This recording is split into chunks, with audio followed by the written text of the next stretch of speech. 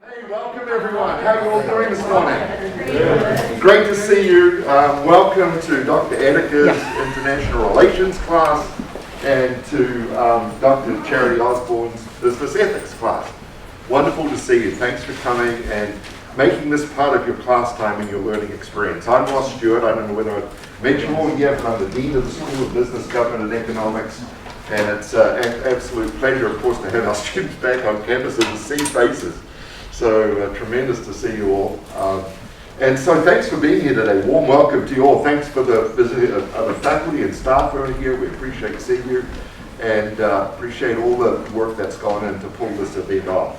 Well, it's just an absolute honor for me this morning. We're absolutely thrilled to actually welcome a true American hero amongst us. This bio for our guest could take me as long, his bio could take me as long as this whole event to read, actually. Well, go ahead. You'll be to pad it out, right? So I'm going to give you an abridged version. In summary, he's just an amazing human being. General Barry McCaffrey is a retired U.S.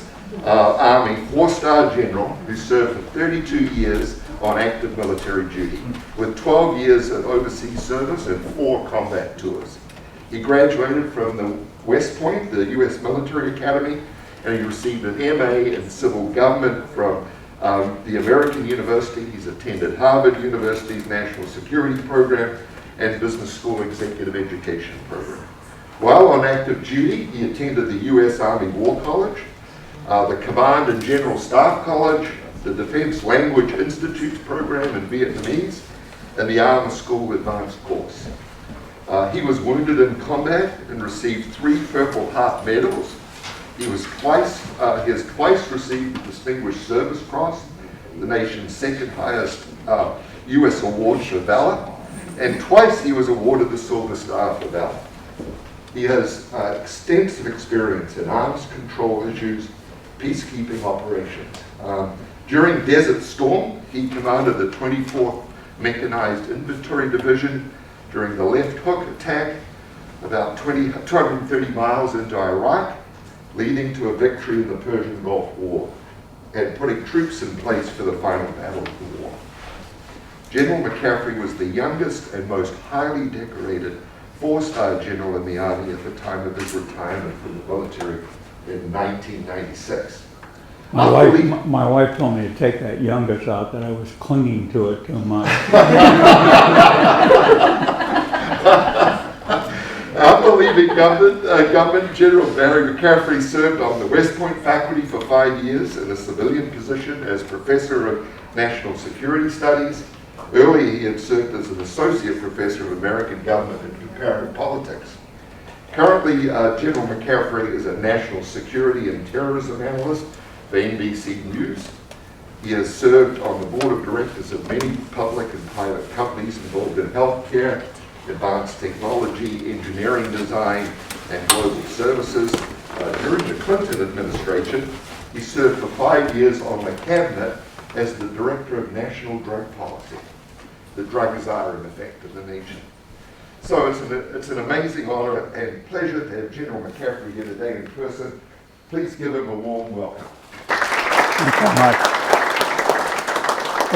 What do you think? Can you hear me in the back if I speak at a moderate voice? Yeah, good. Ross, thanks for that very generous introduction. And Mark, thanks for inviting me over, and Kate for helping set up the room, and others. What we might do is be sort of informal today. 8 pages of notes. I can talk for 3 days if we wanted to, but perhaps I'll make some general comments, and then we can get into giving me an opportunity to hear your own views and respond to your own questions.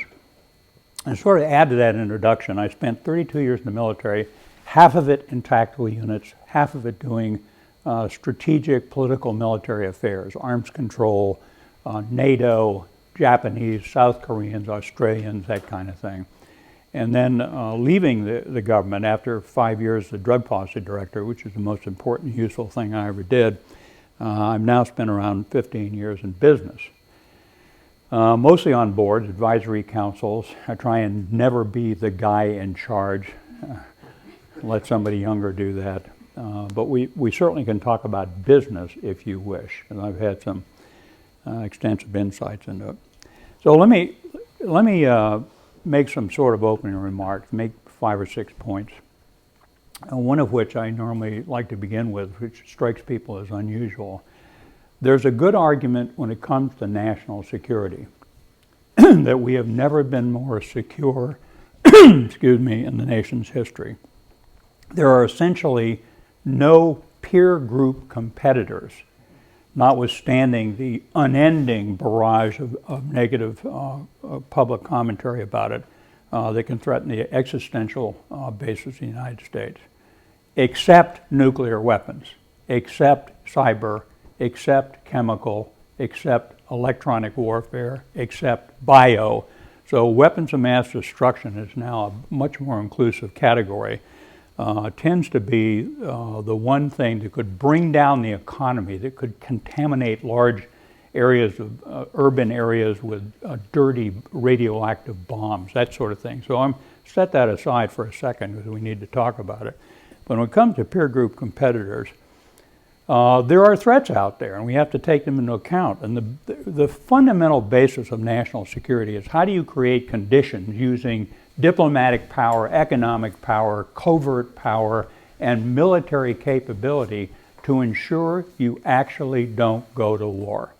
That's the key. How do you create deterrence of a threat that you find credible and impending?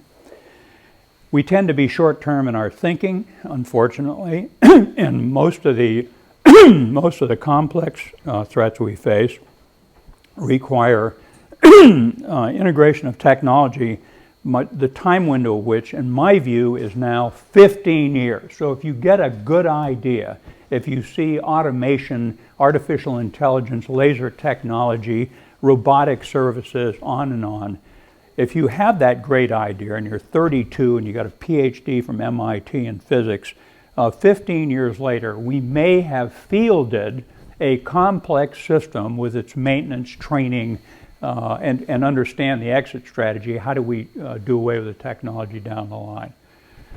Requires long-range thinking. Whose job is that? Whose job is to put out the parameters of national security that far in advance?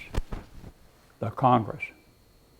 That's the government 101, 3 co-equal branches of government. They're not co-equal. The most powerful branch of government is and should be the legislative branch. And it's primarily there because of one thing. It's sort of a trick question of who's the most powerful person in Washington, D.C., except the president. The most powerful person, anybody gets this right, gets 4 days off and doesn't have to take the final exam. Actually, you ought to get 90% of the credit for that. It's the House Appropriations Chairman. Okay, you don't know House Appropriations Chairman.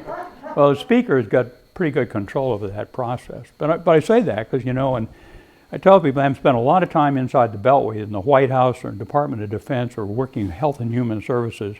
Smart people in Washington argue about money, not strategies, not white papers, not conceptual architecture. Because if you haven't moved the budgetary process, which is 5 years to get a program up and running and appropriated with an authorization bill that shows the way to the future. If you don't have the money, you don't have a program. So we frequently labor under a short-term problem where decision makers actually are watching CNN, Fox TV, MSNBC, and responding to current events. But you can't do that if you're running a bank or an airline company, you have to think longer term. So we're actually doing pretty well. 2.1 million men and women in the active Guard and Reserve. Globally deployed. I can talk about the problems of the armed forces ad nauseum. They are significant in some ways, but it's still the most battle-hardened, capable force in the country's history. It's astonishing, that this global war on terrorism has gone on for 20 years. So to include the reserve components, when you look at their background, some of them, Air Force C-130 squadrons or Army Special Operations Units or the Ranger Regiment or Marine Battalion Landing Team may have deployed 5 or more times to one of these wartime scenarios. The Navy has constantly been in an operationally demanding environment since World War II. And I was on CNBC a couple of years ago, some idiot that just written a book about that the Chinese already had overmatched us in naval capability. That is utter nonsense. They're on trajectory to do just that and have been for 15 years.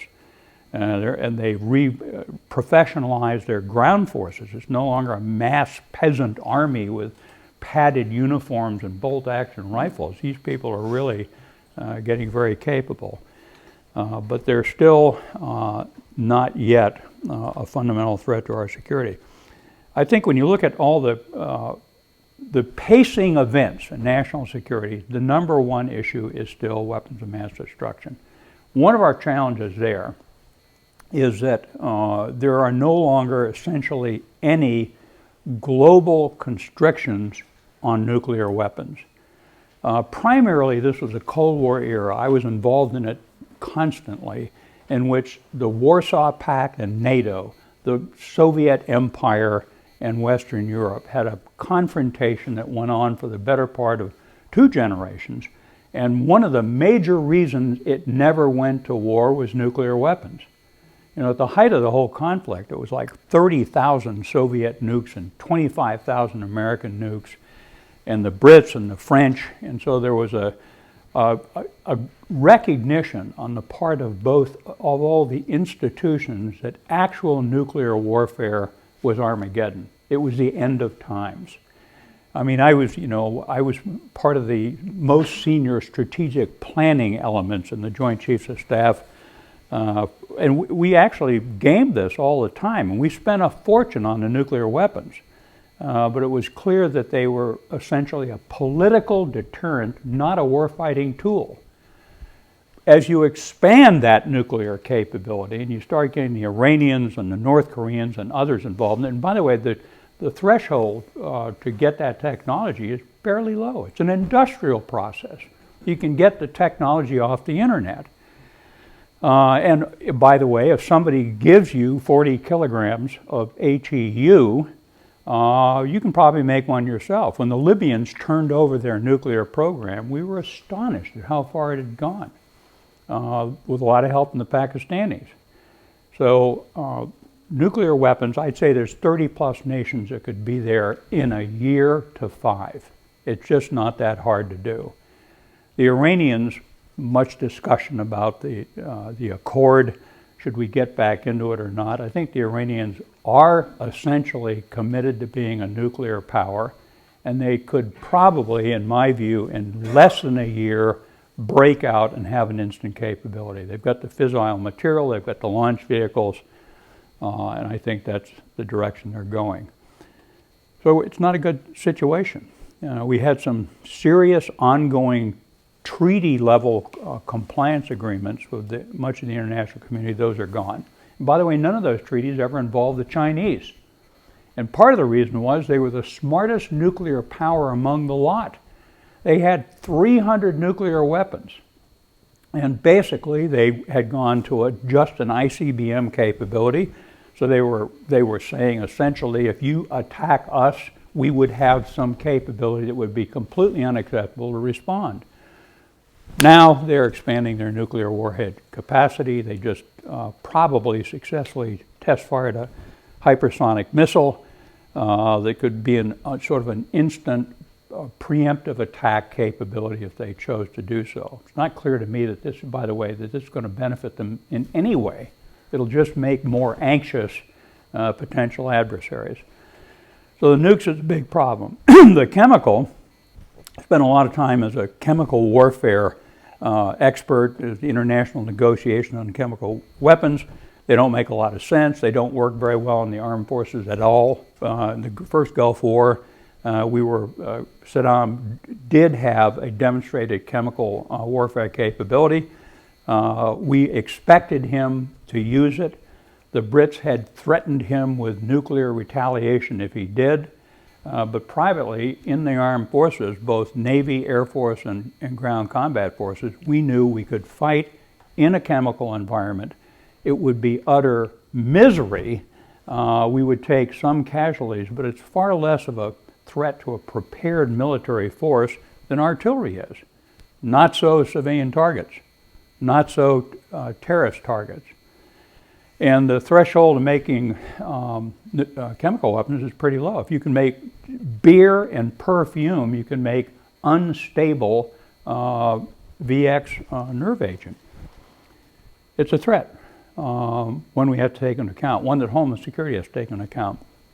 The biological weapons are another bizarre, unsettling potential threat. They don't. I was the biological warfare negotiator with the international community for a year, and I had to beat my own experts over the head to come up with all the reasons I could present in negotiations why they are a lousy weapon for a state to have. They don't make a lot of sense. You can't target them, you can't occupy the terrain, you just hit with your weapon, they'll blow back on you, they have unintended consequences with your allies. So most of the state actors, with the exception of the North Koreans and some others we suspect, have done away with our chemical weapons.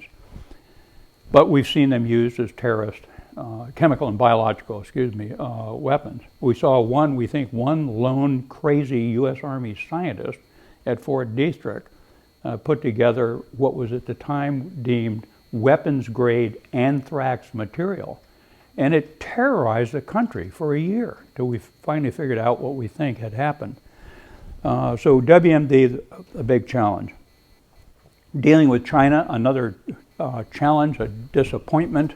For 10, 15 years now, we've been steadily engaging the Chinese. They have tens of thousands of students in this country.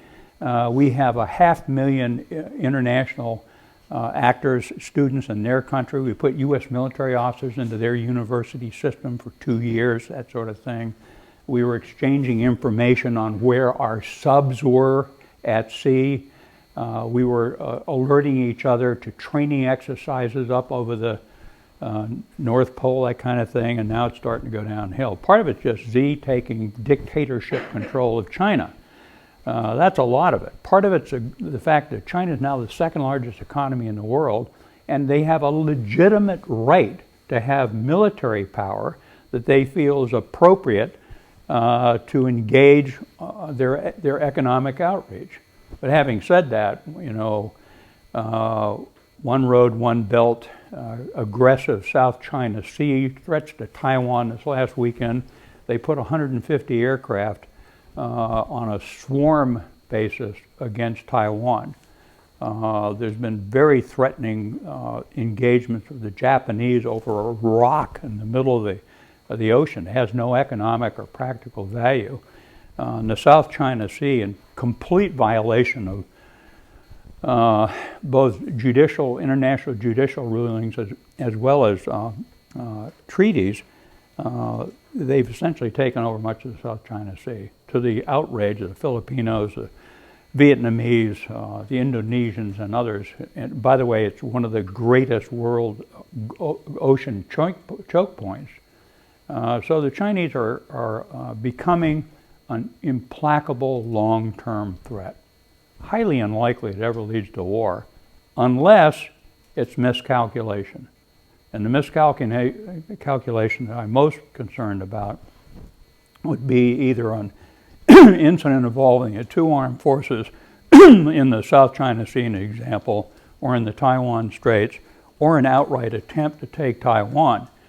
One of my friends, a retired senior intelligence official, says in less than a year they're going to try and grab Taiwan. I don't believe it, but who knows. The Russians. I've dealt a lot with the Russians. World-class people in physics, mathematics, ballet, literature. The courage of their armed forces is unbelievable. But they're under a dictatorship, essentially. So Mr. Putin's a very clever tactical politician.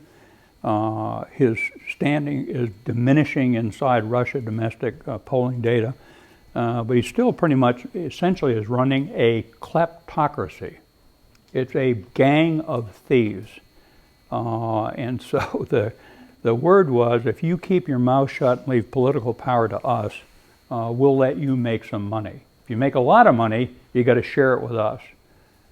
Basically, as far as I can tell, it's the old KGB crowd and the oligarchs are now the new rulers of Russia. It's hardly a democracy. Other threats to talk about, North Korea, Iran, Venezuela, an imploding failed state, Mexico. There are only two vital countries in the world for our national security and economic progress. The number one nation on the face of the earth for our national security and economic progress is what? What? China. Canada. Yes. For God's sakes, it's Canada. It's our number one trading partner. It's a 5,000-mile border. Thank God we're parked next to the Canadians. You know, it might be that the Vatican would be safer, but I doubt it. Their banking system works, low levels of corruption, basically almost an unmarked border for the life of us. And then Mexico, normally, depending on how you do the data, Mexico is normally our second biggest trading partner. A lot of our manufacturing takes place down there. In less than 20 years, the United States will be the second biggest Spanish-speaking nation on the face of the earth. Our economy, if you magicked away every illegal immigrant in this country, that means primarily Central America and Mexico, the economy would collapse. That's who grows our food, does most of the construction in this country, runs the restaurants, child care centers, hardworking, family-oriented, spiritual group of people. It's an astonishing. Mixed in with, when you look at Mexico, the governmental process is corrupt and incompetent. It's just amazing. Beautiful culture, language, food, traditions, and now it's even worse. AMLO, the current president, is some goofy lad that it's so hard to talk rationally about what he's doing. Venezuela, another concern, huge source of energy. Fortunately now with fracking, which has environmental consequences, I understand.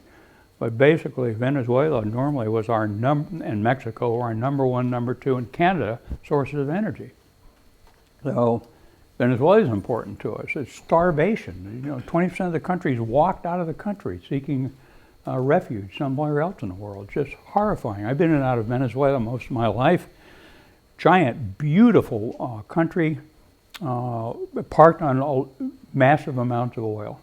There's no reason why it's such a failed state. Cuba, in and out of Cuba a couple of times, frequently to Guantanamo, but dealing with the Cuban government as an unofficial emissary for the U.S. government. And they're still struggling to rationalize a failed economic model. Now, I remember studying the Russian Constitution and the party constitution for years ago in graduate school and thinking this is the most perfect form of government imaginable. And it is, except it doesn't work. That's the only drawback. And so, on poor Cubans, you know, you find you've got people with MD degrees that are working as waiters in hotels because you can get more in tips from Dutch tourists than you can from the state. The whole thing doesn't work. Where will it end up? Hard to say. But at some point, hopefully, Cuba gets reintegrated, not into just the Caribbean Association of Nations, the United States, but the rest of the global community. Well, you people have paid a lot more attention to me than my family does. I tell people I'm on NBC periodically, and my two grown daughters, adult daughters, are my substantive feedback loop. So they'll call me on my cell phone, tell me, great interview, great tie, great makeup, great lighting, substantive kind of feedback. True story, one day I'd been on like 8 times. I was in 30 Rock in New York City, and both the girls were in Yakima. My older daughter calls me. She said, "Dad, it was a great interview. We just loved it." I said, "Good. Which one was it? I've been on all day." She said, "Dad, we don't know. We always turn the sound off."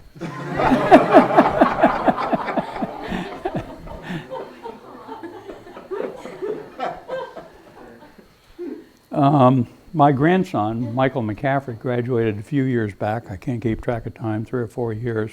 Our family loves this school. I told the dean, I thought part of it is because you get a disproportionate number of really nice young people who want to come here. And then the environment on the campus, I think, is just splendid. And you get a great education. And when you graduate and get out there, the alumni are really supportive of one another. It's just wonderful to see. They're in federal government and across the state and across the region. So I was very happy to come over here and spend some time with you. Why don't I stop talking there and open the floor and we can talk about whatever interests you. I keep looking at that clock thinking, holy crow. Yes, please. So I'm just going to give a little context before I ask the question. So I was raised Muslim, and so when You were raised Muslim. Oh. So when 9/11 happened, our family was terrorized by a lot of people and a lot of racists, and the whole Muslim community obviously didn't want 9/11 to happen. So I guess my question is, like, how do we move forward as a nation to get over the hurt that has happened in the past and work together and ultimately create something that's good for everybody? Like, what would you recommend for, like, us, like, young children, like, not young children, but like young kids, I guess, in terms of what we should focus on and how we should focus on the good elements in our future careers, whether it's medicine, science, law, whatever we may be pursuing? Well, what a great question / comment. You know, we just lost Colin Powell, who I worked for very closely, off and on for years. Wonderful man. And they've been playing one of his clips on TV of a news interview, and it must have been shortly after 9/11, and he said something about they're attacking President Obama for being a Muslim. He's not a Christian, but oh, by the way, what's wrong with being a Muslim in America? And so I think, you know, there's been a lot of introspection on that. And George Bush, to his credit, right after 9/11, went to a mosque, interacted with the people, and said, this is not a religious issue. This is a matter of a criminal attack in the United States. We're in a very angry period in this country. It is astonishing. College-educated people with nice families are frothing at the mouth on the left or the right. It's astonishing. And Dean and I were talking before this, and Mark before this lecture, about part of the challenge is we stopped teaching civics in high school, American government, American history, and a lot of it's not just the millennials. A lot of the Americans don't understand how our own country is put together. So when you get polling data, a free, aggressive press isn't something that many Americans now hold dear. You can't have it. You know, when you look at polling, did we pass out my slides electronically? Well, the last slide I always put in those presentations are, you know, to what degree do you have trust in American institutions? And I always love to sort of put this out in faculty meetings also. The most trusted institution, bar none, in American society are the U.S. Armed Forces, every time we run this poll. The least trusted institution is the U.S. Congress. Not far above them are the media. You cannot have a democracy, a rule of law, if you don't have an aggressive free press.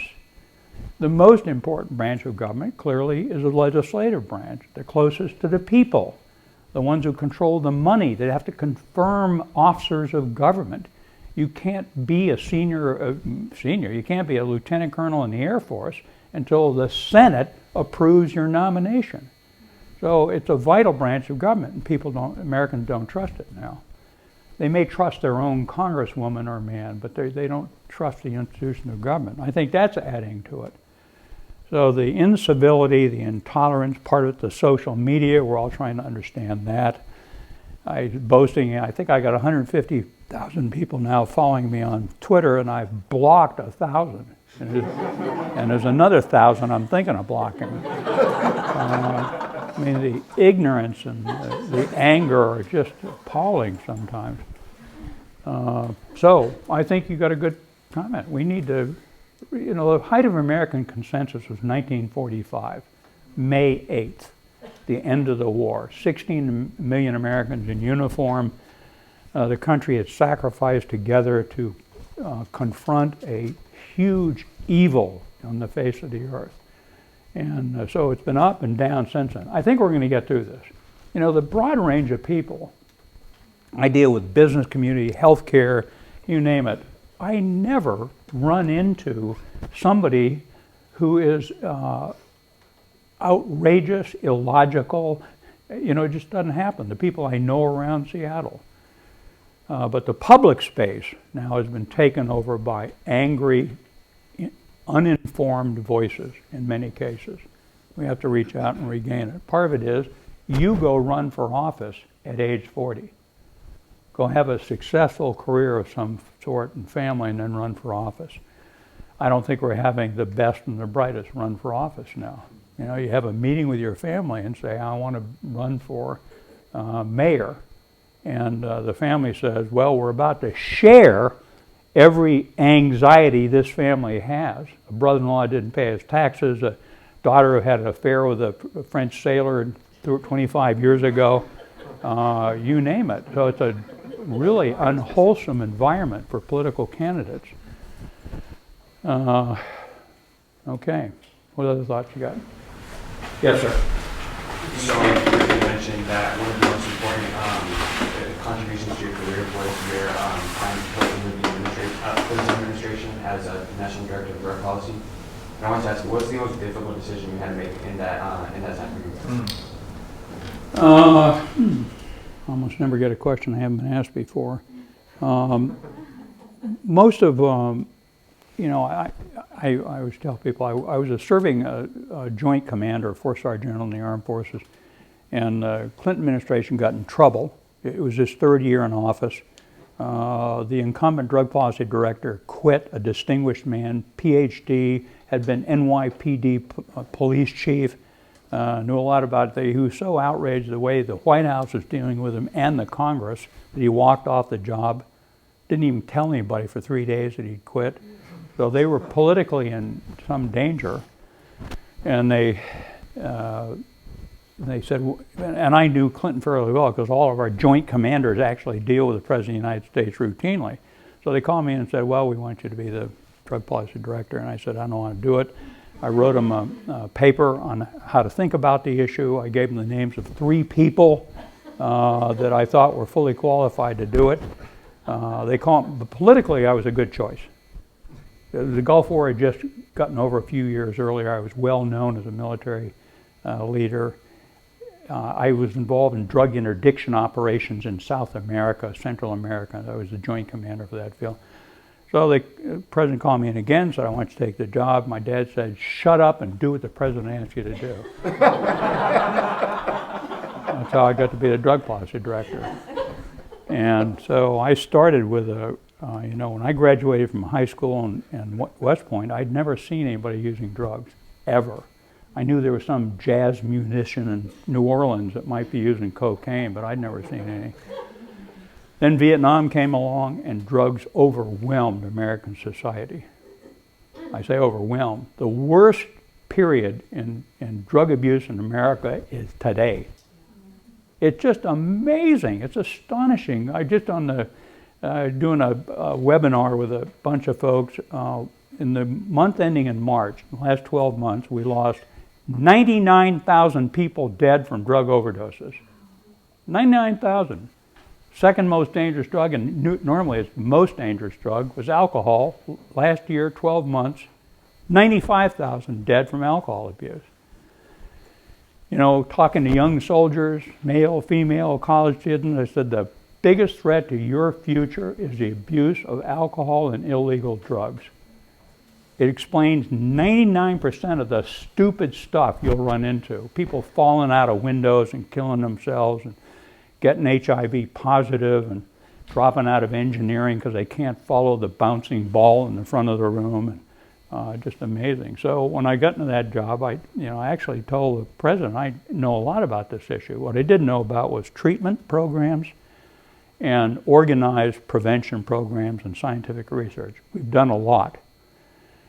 The pandemic came along and it killed us. It shut down our drug court system. We have 3,000 drug courts. It shut down our treatment clinics all over America. It was amazing. So people went out there and overdosed and died of opioid abuse. So in office, it was an unusual period. There was still huge levels of rancor between the two political parties. But mostly they saw me as a neutral actor. So mostly I had cooperation in government. Certainly the president, for a variety of reasons, supported me. And we put a lot of money into treatment programs and research. And now if you're addicted, by the way, if you have a family member, half of us in this room know somebody that's chronically abusing drugs or alcohol. We know how to get you in recovery, detoxify you. We understand relapse prevention, so there is hope. But it was 5 years of working with Health and Human Services, Department of Justice, Department of Education, Veterans Administration, governors, mayors. I thought it was terrific. My wife hated it. Somebody who was always trying to kill me. Both literally, come to think of it, Mexican gangs, but also, more importantly, political actors.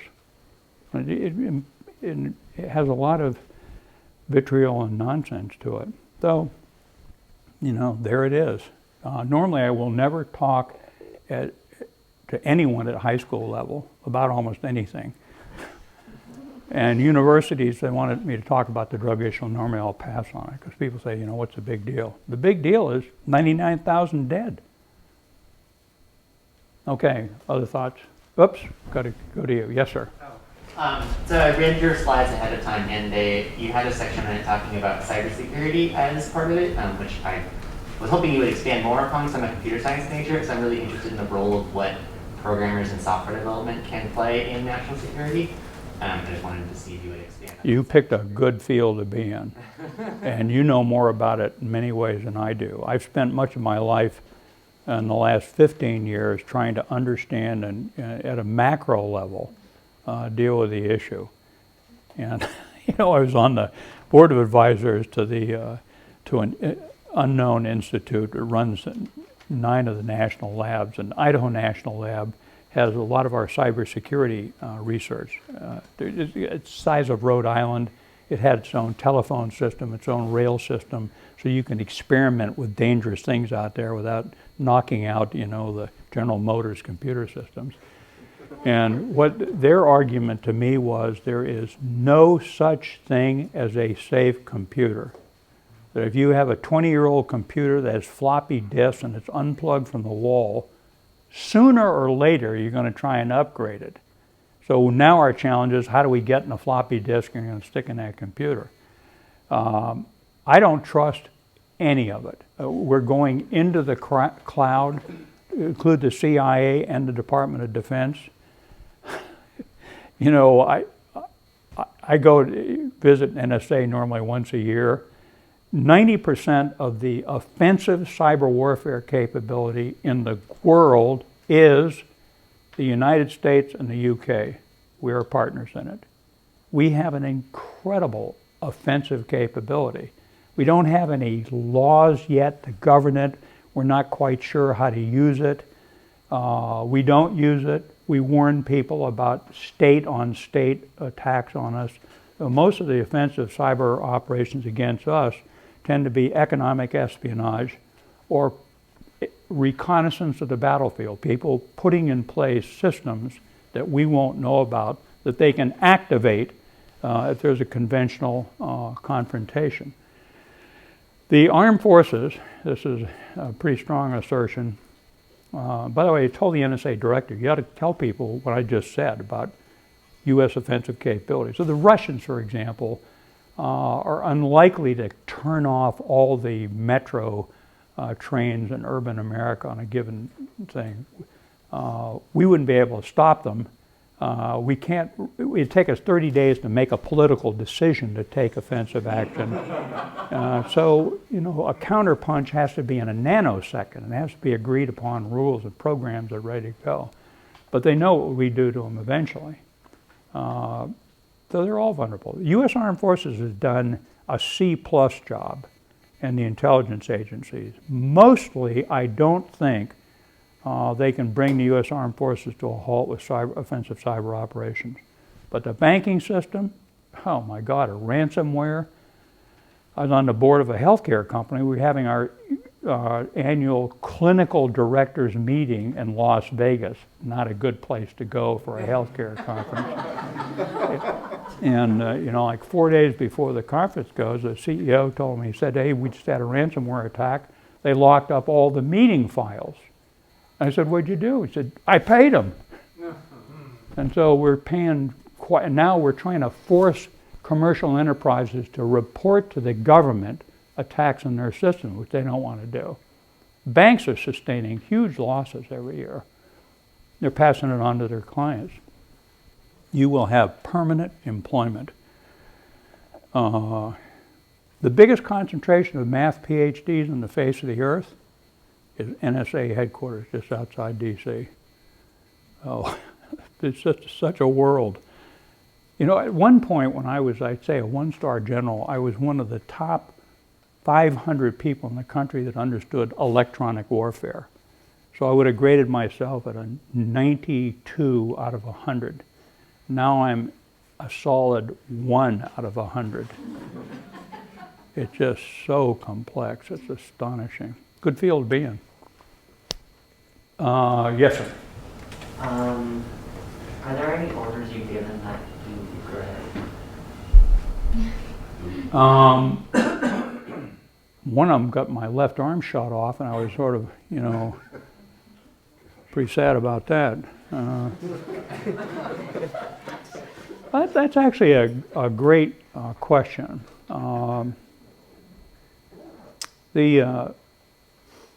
Because it leads to a fundamental leadership question. And, you know, I tell people I had one job where I had more power, legal and authoritarian power, than any American can possibly have, including the President of the United States. I was a division commander in combat. I was general court-martial convening authority. I could pick the jury, place the charges. In theory, I could have people executed for violations of a congressionally mandated Uniform Code of Military Justice. And, you know, it's just, I could reduce people in rank, send them home in shame and disgrace, fine them. My orders were legally binding, even though they might result in your flipping death in the next 5 minutes. And then I was also, but how much authority power does the division commander need? Bonk, that much. I'm dealing with brigade and battalion commanders and educated people who have tremendous amounts of experience. And so decision making, at the end, somebody's got to make a decision. Tends to be collegial, collective. Okay, go to the other end, you're the company commander in combat. And, you know, 120 soldiers, we lived like animals, we dug like moles, we took, it was essentially over time 100% casualties. You were eventually going to get killed and wounded as a combat infantry soldier. And the authority power is pretty de minimis. But the leadership, you know, I tell people the reason people follow your orders as a company commander has nothing to do with your status as a captain of the United States Army. It has everything to do with whether they think you know what you're doing. Expert power, followed by relationship power. You know, we admire her because she has great character and eats last and does the most difficult job first. And then, you know, so when people carry out an order in combat, it's because they trust you and they think you know what you're up to. Here's a trick question. Somebody in this room, probably the dean, will know this. Between 1865, and that year is important, why? Civil War. The end of the Civil War, And until today, we've had the better part of 800,000 service members killed in action. 440,000 World War II, 118,000 World War I, 60,000 Vietnam, on and on. During that time, how many soldiers have we executed for cowardice in the face of the enemy? Shot them in a firing squad and executed them under control of law. How many? Come on, how many knows it?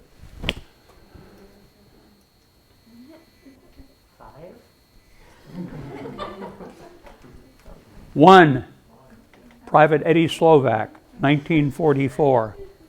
Poor messed up kid, totally should never been in uniform.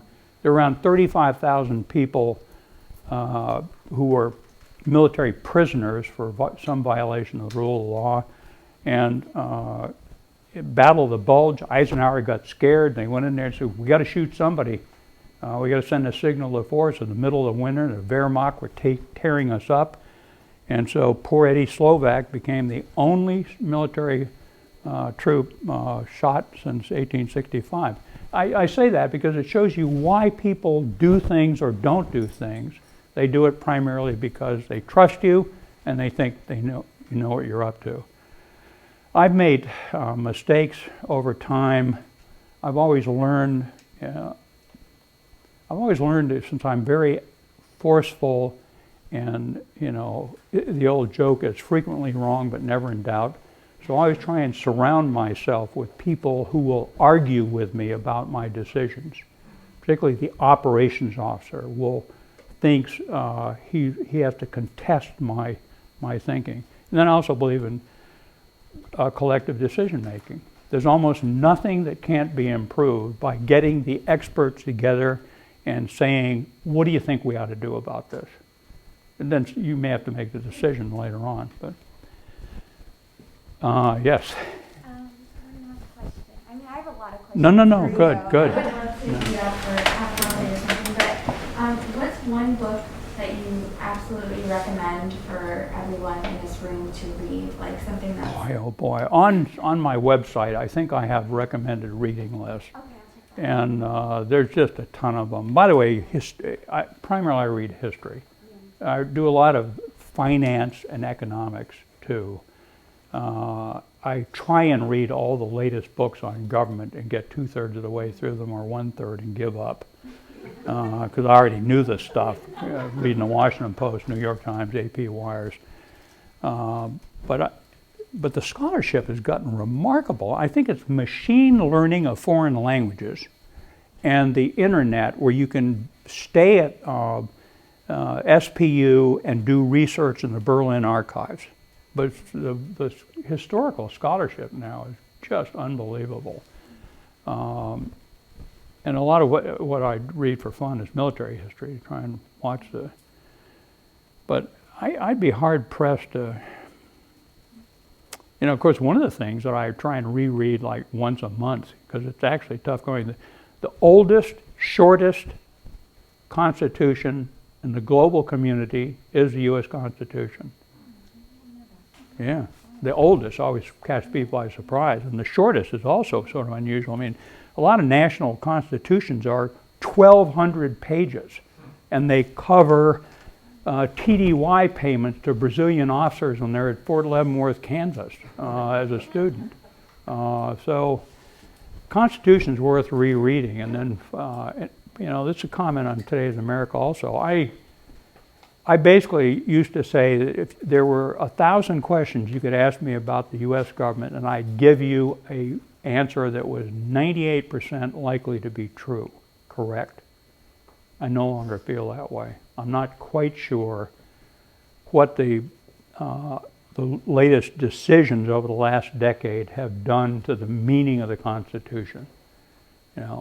Is Congress in charge of appropriations? Yes or no? Not clear anymore.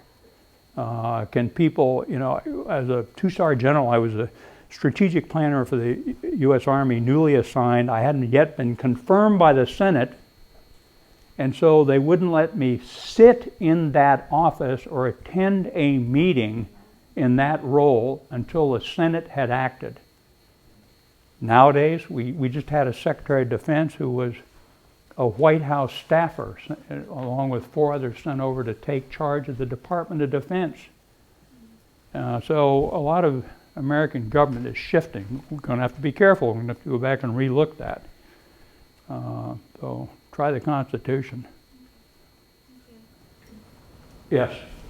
Okay, so during the time as the director of drug policy during the Clinton administration, I would say the policy that emerged during that administration was kind of controversial. It still is. It still talked about how it unevenly affected different communities, which then created uneven distribution in our prison systems, and then a majority of other, I guess, impacts that we still see today. If you could go back and change the decision, would you, or would you just? Well, here's the thing. One of the difficulties. Much of what you say factually isn't correct. Why didn't we end the war on drugs? We clearly said every time we presented policy options that we said if you want to fight a war on drugs, do it at your kitchen table with your own children. So the massive amounts of money that bipartisan support gave us out of Congress went into research. NIDA is now over almost $1 billion a year in research money, National Institute of Drug Abuse. NIAAA, we funded treatment programs all over the country. We had a marked reduction in drug use. We instituted prevention programs that were terrific. We tried to educate pediatricians and the medical community who really didn't know squat about the issue and were reluctant to talk to people in health exams. You're drinking too much, you're using drugs. We had a pretty broad-based and sensible approach to drug policy, which has gone sadly off base, I think. Now, the prison system's a different question. Incarceration, criminal justice, I'm into CCJ right now, which we're looking at reform of the criminal justice system. It is quite clear that there is a grossly disproportionate number of people of color behind bars. And we need to address that. Here's the one that drives the drug legalization community crazy. There is almost nobody in the country behind bars for personal possession of drugs if chronically addicted. It doesn't happen. They don't. If we walked out of here, the whole class, sniffing crack cocaine and got arrested by the campus police, it's impossible to imagine that you'd be incarcerated, pending trial, tried, convicted, and put behind bars. Doesn't happen. Now, the charge sheet, if you're chronically addicted, is more likely to read, he stole my car, he defrauded the company, he beat up his spouse, on and on. And so we have gross disparities in the way communities respond. It's also true, I think, that if you're on the drug issue, that if you're arrested for like teenage sales, or for that matter, sales in general, if you're white and have money and can get a lawyer and can get into a diversion program, the consequences are less than they would be if you're an illegal migrant from Honduras and somebody was paying you to sell cocaine on it. And comes up to a LAPD police car and tries to sell drugs to a uniformed police officer. Kid didn't obviously have any idea. So our justice system still has disparities that we need to think through, and that includes the rate of incarceration. But if you want to think through that issue, we're watching it here in Seattle. A more inane group of political leaders in the country I can't imagine, except in Portland or LA. You're going to defund the police? Well, there's a wonderful idea. But more importantly, are you actually going to fund in a substantial way drug treatment programs and outreach and get better educational opportunities for black kids in South Seattle? That's where the country has to move. But nobody's getting busted for 2 joints in his pocket and put behind bars for that. That's a misnomer. What other thoughts you got? Yes, ma'am. Will you say a few things about the quality of leadership in Washington? You talked about the crisis of confidence among the public and encourage kids to get into public service. And I think the perception is the quality of leadership is poor in government. And so we don't want those jobs. But can you talk about that? Well, you know, I think that's the biggest problem in the country, to be honest. You know, the American people aren't screwed up, and I have to remind people, we have the biggest agricultural sector in the world. Manufacturing, depending on how you count the numbers, we still have incredible rates of real manufacturing. On and on, bio-research, IT, computer technology. I say, well, the Indians are the ones that are doing it. They have 1,000 PhDs a year. Nonsense. So the country's in decent shape. Our political leadership, not so much. The quality of city and county leadership tends to be much better than national.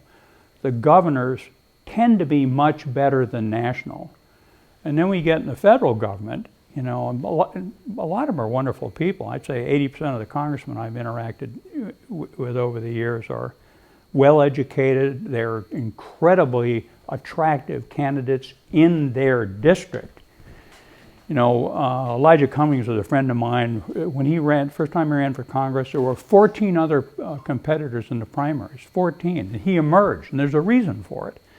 Now, having said that, the party hostility and illogic, and by the way, this is ageism. They're too flipping old. You know, I'm nonpartisan. I'm not registered with either party, and I voted for Biden. I try and vote character and experience and background, but that whole lot of them are just too old. Nancy Pelosi and Chuck Schumer and McConnell, they had to get out of the way. The candidate for president shouldn't be older than 60 when they assume office. That's part of it, but I think a lot is the partisan politics. You know, Biden got elected by 80,000 votes, not by 9 million. 80,000 votes had gone the right way because of the Electoral College. Trump would have been the president. And Trump was elected by 95,000 votes. Had it gone, the Electoral College gone the other way. So, and our voting turnout is atrocious, particularly in the primaries. And that's where you select people from the two parties, where you select candidates of character. We're about, I hope, to see that in Seattle, of character. So if you get a voting turnout rate of 14%, 20% in a primary, you're going to have nut jobs from both extremes as your choice. I think it's a huge problem. By the way, the Electoral College ain't going away. Forget about it. It's there. If we had a constitutional convention, we'd have a nightmare in this country. We'd have another civil war over it. It's not going to go away.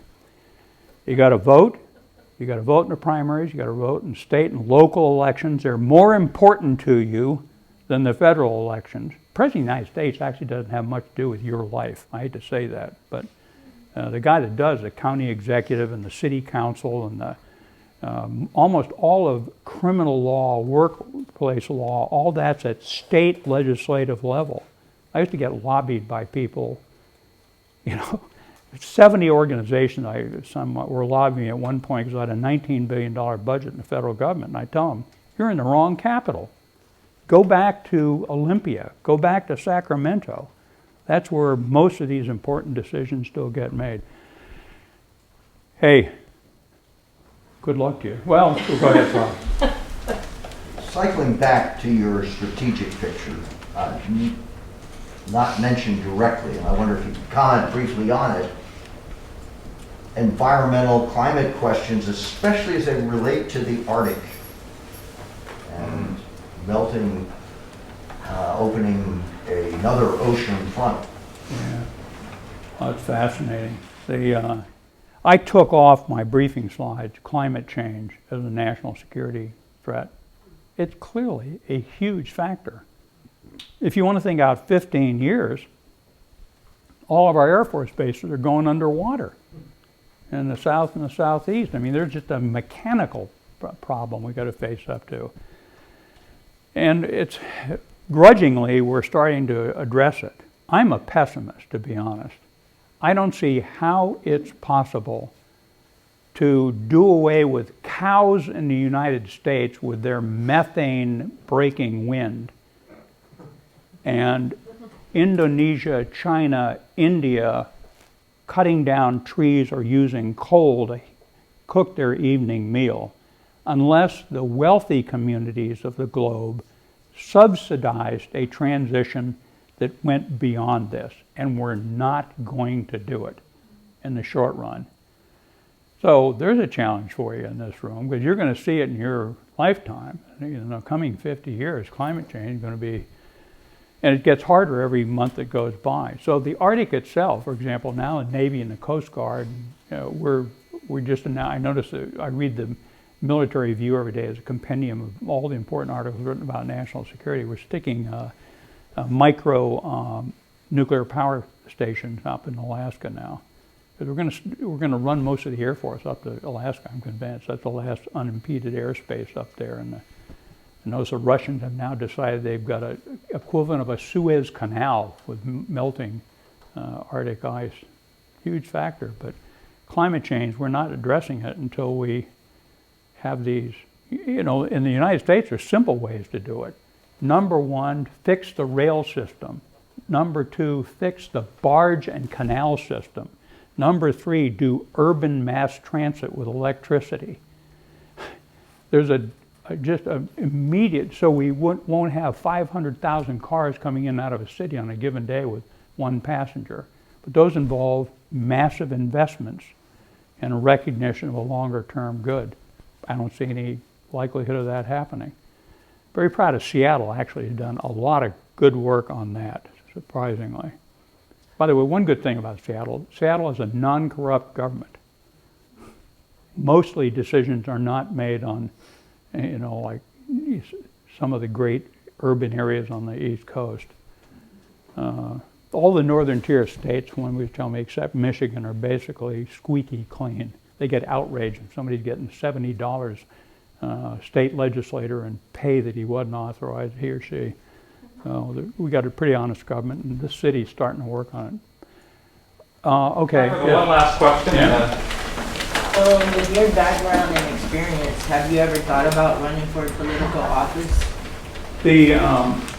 That's a great question to end this on. I came out of government in the Clinton administration. I was widely believed to be a Democrat. I kept saying I'm nonpartisan. The Democrats came and recruited me to run for the U.S. Senate in Virginia against Senator John Warner. Remember him? Lovely man. World War II vet, Korean War vet, Vietnam War vet, older guy, married, what's her name? God, you're going to have to help me out. He married the great Hollywood star, one of her eighth husband, or Liz Taylor, yeah. And anyway, he was a family friend. Well, we'd known him for years. And Gore called me in, and Daschle and these guys, and they said, you're 30 years younger than he is, you've got a military background, you can knock him out of office. So I assembled 3 long-term Virginia voters, my wife, my dad, and my sister. And I laid out the pros and cons for running against Warner. And they said, do whatever you want, but we're voting for Warner. And that ended my political ambitions. And on that note, thanks very much. Good luck in your years to come.